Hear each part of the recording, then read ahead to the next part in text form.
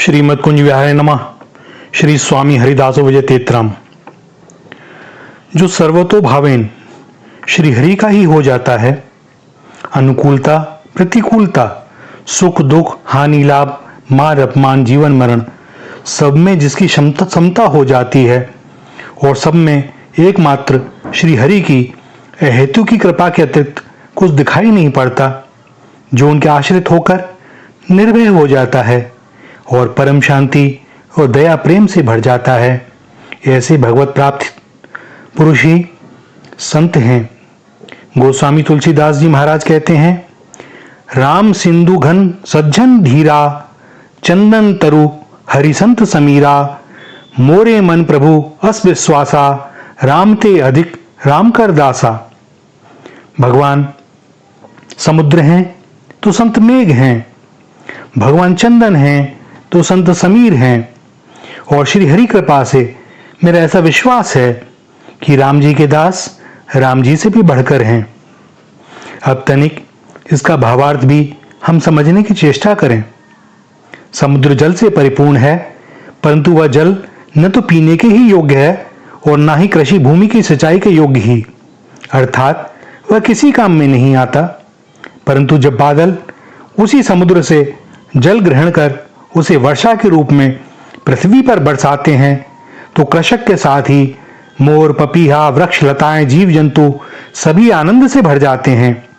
इसी प्रकार सच्चिदानंद श्री हरि कण कण में विद्यमान है, परंतु जब तक उनके तत्व को जानने वाले भक्तजन उनके स्वयश प्रभाव को गा गा कर जगत में फैला नहीं देते, और तब तक सांसारिक लोग श्री हरि के दिव्य रस का आनंद नहीं ले सकते।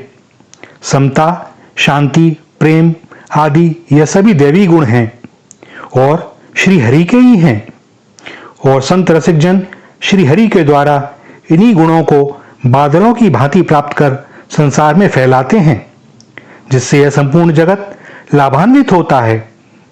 भक्त ही संसार में भगवान के गुण और महिमा का विस्तार करते हैं, सो भक्त भगवान से भी ऊंचे कहे जाते हैं। वे ना हो तो भगवान को कैसे जानेंगे हम? सुगंध चंदन में ही है, किंतु वायु ही उस सुगंध को अपने साथ बहाकर अन्य वृक्षों तक ले जाती है, और आसपास के अन्य वृक्ष भी उस चंदन की सुगंध से भर जाते हैं, और पास के नीम आदि वृक्षों में भी चंदन की गंध व्याप्त हो जाती है।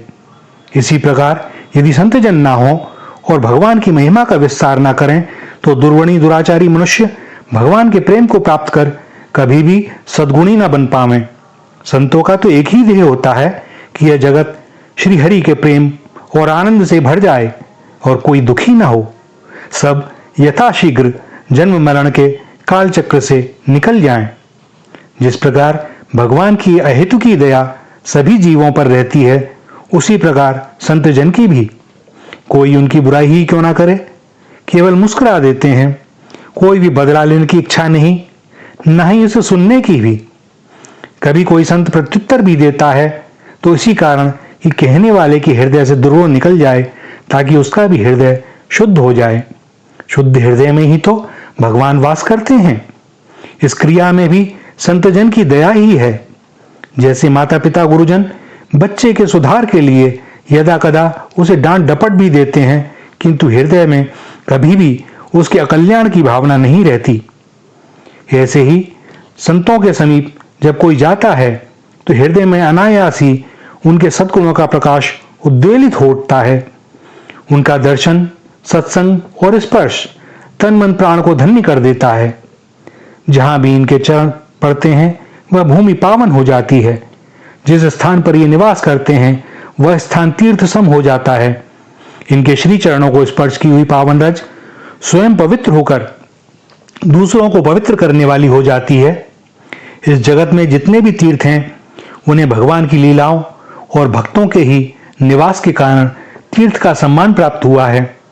तीर्थों का तीर्थत्व संत जनों के श्री चरणों के स्पर्श से ही पुष्ट होता है। संत जनों के साथ यह सब स्वाभाविक रूप से होता है, उन्हें इसके लिए कोई प्रयत्न थोड़ा करना पड़ता है। भगवान कहते हैं कि जो मुझे जिस प्रकार भजता है, मैं भी उसे उसी प्रकार भजता हूं।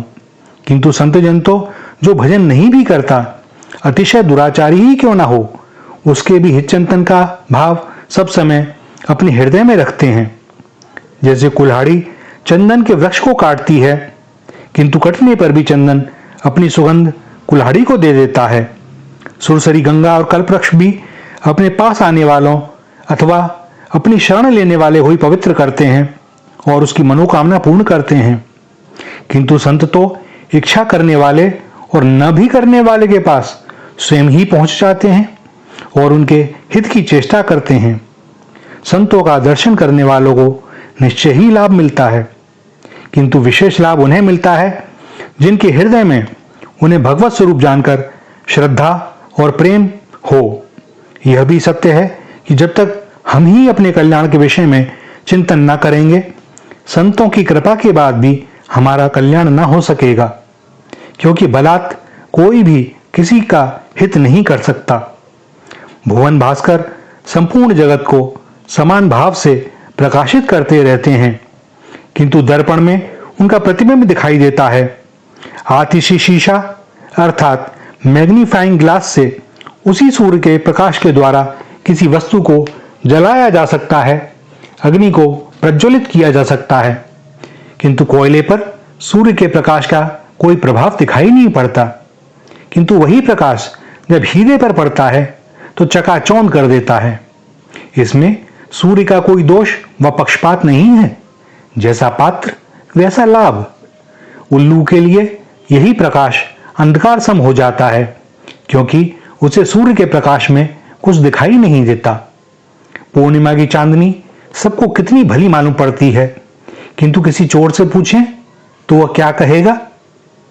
संतों के रूप में भगवान की अहेतु की कृपा हमारे सामने प्रत्यक्ष है, किंतु जन्म जन्मांतरों के प्रारब्ध दोष और विषय भोगों में ही हमारी रुचि होने के कारण हम उसका समुचित लाभ नहीं उठा पाते। भोग वासना ने हमारी बुद्धि को, विवेक को इतना मलिन कर दिया है कि हम स्वयं की स्थिति पर चिंतन ही नहीं करते कि हमारी कैसी दयनीय दशा है।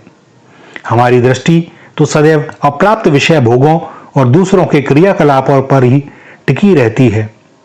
भक्त प्रहलाद जी को लेने के लिए जब विमान आया तो उन्होंने श्री हरि से प्रार्थना करी, हे नाथ, सभी जीवों पर दया करें। जो भी जीव इस समय संसार सागर में दुख भोग रहे हैं, इन सभी को वैकुंठ ले चलें। मुस्कुराए श्री हरि और अनुमति दी कि जो कोई शहर चलना चाहे ले चलें। प्रहलाद जी सबसे पूछते हैं, किंतु सभी का एक ही आग्रह, एक ही प्रश्न, क्या वैकुंठ में भी ऐसे विषय भोग सुलभ हैं? प्रहलाद जी महाराज कहते हैं कि भाई, वहां सभी समय सब ऐसे परमानंद में रहते हैं कि किसी विषय भोग की आवश्यकता ही नहीं। और उन्हें आश्चर्य हुआ कि कोई भी जाने को तैयार नहीं। अंत में उन्होंने एक शूकर को देखा जो लौट रहा था पंख में। पूछा उससे भी, उसने भी यही प्रश्न किया, क्या वैकुंठ में ऐसी या इससे भी उत्तम पंख मिलेगी? नकारात्मक उत्तर पाकर कह दिया उसने भी, महाराज आप पधारें, मैं यहां बड़े आनंद में हूं। सत्य कहें तो यही हमारी वास्तविक स्थिति है। जब तक हमारे हृदय में संसार बसा हुआ है, तभी तक हम भगवान से दूर हैं। भगवान हमारे सम्मुख खड़े हैं, संत भक्त भी सम्मुख हैं, सत्संग भी है, कृपा भी है, किंतु क्या हम स्वयं के कल्याण के लिए उत्सुक भी हैं? चिंतन करें। श्री राधा, श्री राधा, श्री राधा।